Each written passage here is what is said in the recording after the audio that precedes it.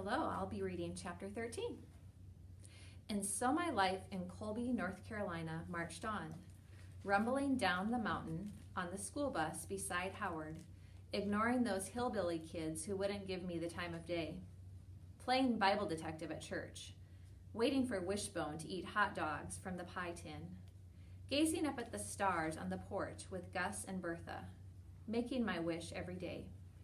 Jackie called every once in a while to tell me about her happy life back in Raleigh. She was going to the prom with that boy Arlo. She and Carol Lee might work at the Waffle House this summer. She got a fake tattoo of a butterfly on her ankle.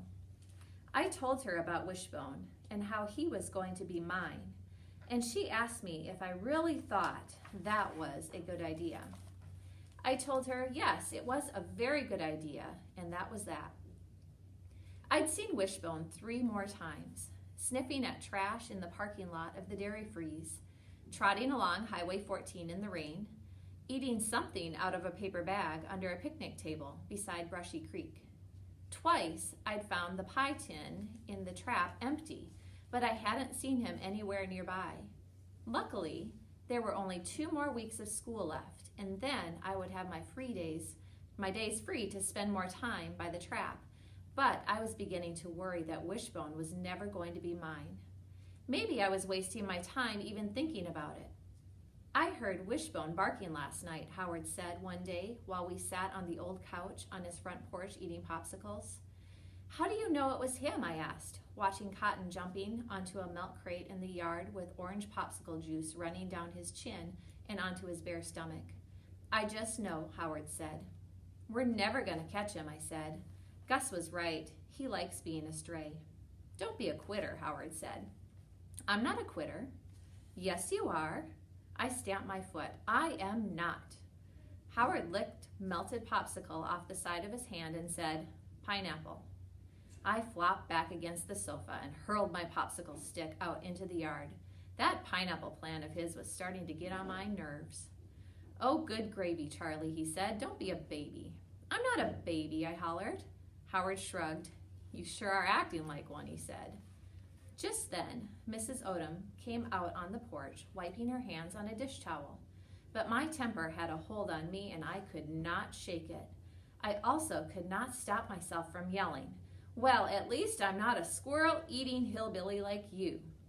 Then I stomped down the steps, marched across the yard, climbed on Lenny's bike, and raced up the road toward Gus and Bertha's.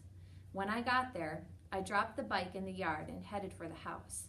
But as I reached the front door, I heard something over by the trap. I turned to look and couldn't believe my eyes. Wishbone was in there gobbling up meatloaf and french fries. I didn't waste one more second. I raced across the yard and slammed the door of the trap shut with a bang. Wishbone let out a yelp and jumped clear up off the ground.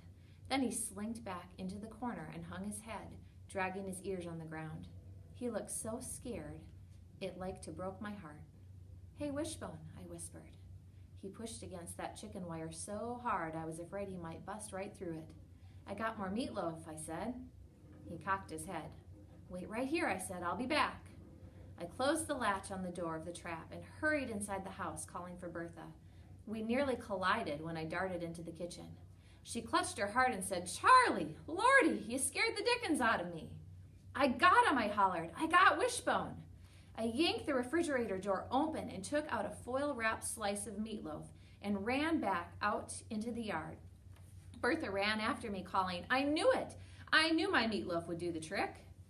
When we got to the trap, Wishbone was digging at the ground beside the wire like he was trying to dig a hole clear through to China.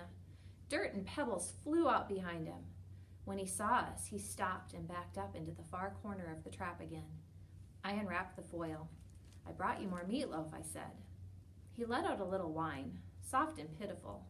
I could hear Bertha telling me to be careful and don't stick my fingers through the chicken wire and stuff like that. But I kept my eyes on Wishbone, and I told him not to be scared.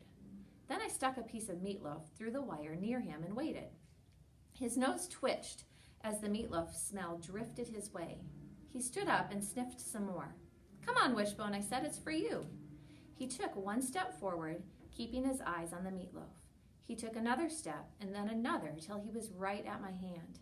Then he snatched the meatloaf, swallowed it up in one gulp, and wagged his tail. Wag, wag, wag. 3 tiny wags, like he was thanking me. I turned to Bertha. "Did you see that?" I asked. Bertha nodded. "I sure did. I confess, I thought you were going to lose a finger or two." She reached into the pocket of her apron and pulled out 2 saltine crackers. "Give him these," she said. I gave Wishbone the crackers, and after he gobbled them up, he looked at me and wagged his tail again. Then Bertha helped me look for the collar Gus had made for it from an old leather belt of his. We got rope from the garden shed and tied it to the collar. I ran back inside and got more food, some cereal, a piece of raisin bread, a couple slices of bologna. Then I raced back out to the trap with Bertha, not far behind, calling, "Wait for me!"